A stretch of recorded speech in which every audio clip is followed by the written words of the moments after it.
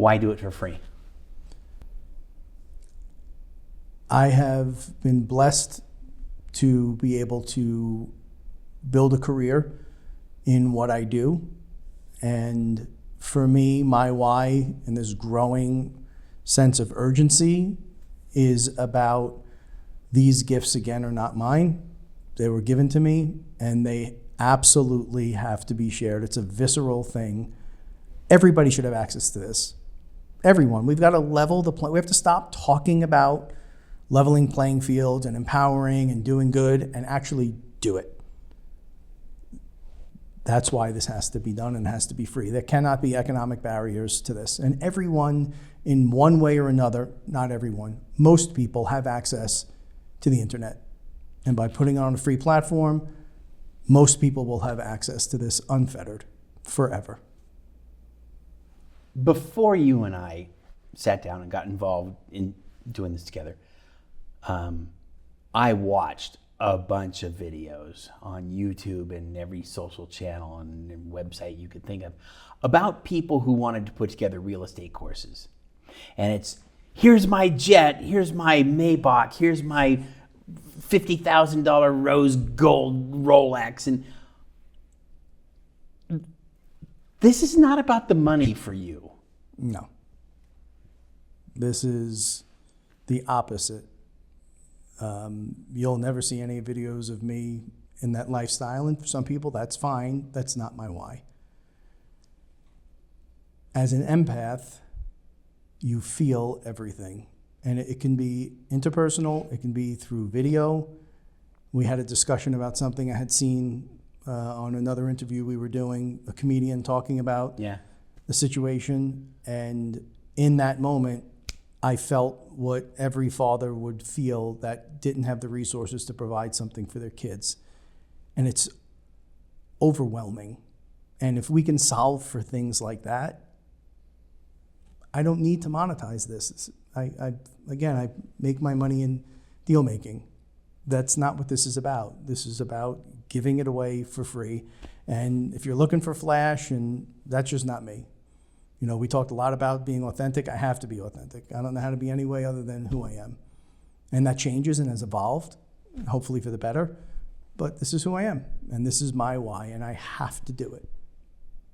James, do you think this need to do what you're doing with the Academy came in part from a challenged childhood? No, not the need to get this out.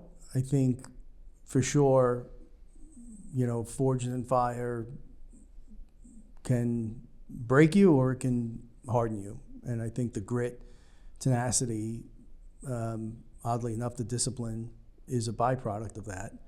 But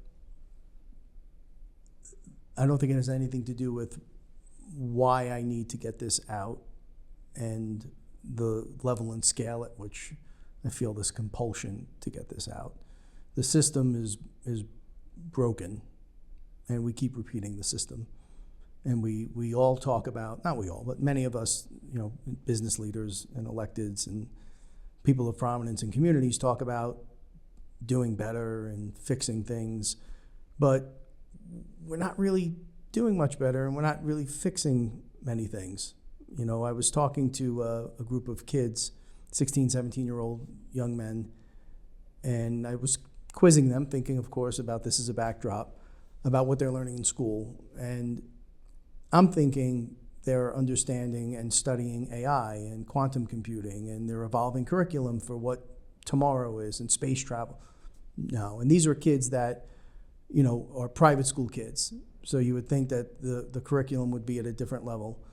And when I started talking about especially the first components of what we've put together, the mindset stuff, the manifesting and the vision boards and the core values and the why, you know, like they were leaned in and engaged. And one of them is now interning for me over the summer because he was inspired by the conversation. How are we still teaching the same things that we taught when I was a kid, right? Like there's a whole nother universe of curriculum that I know is critical that we start to share. And I think by doing this, hopefully other people in their respective fields will follow suit. And then you can start to build a really robust curriculum outside of the norm and kind of core things that you need, because they are important, but they're not important for everyone. There's a whole world of kids those things don't land for, they don't resonate for. Then you take the kids that have greater challenges, right?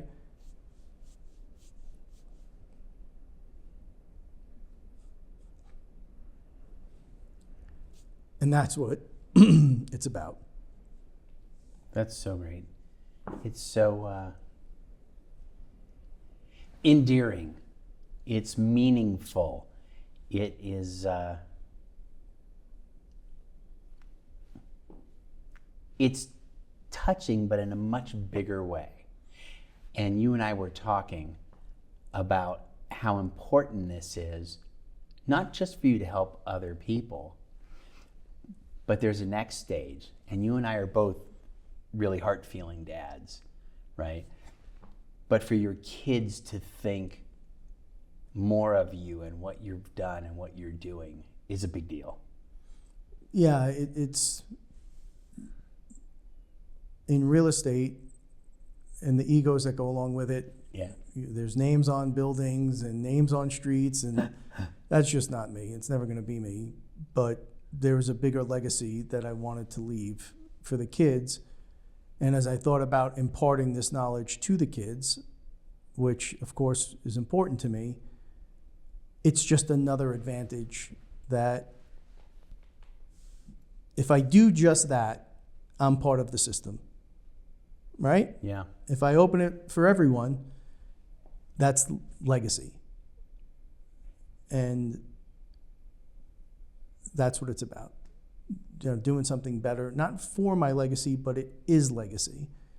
And I don't want to fall into the same system that I've learned I don't really like.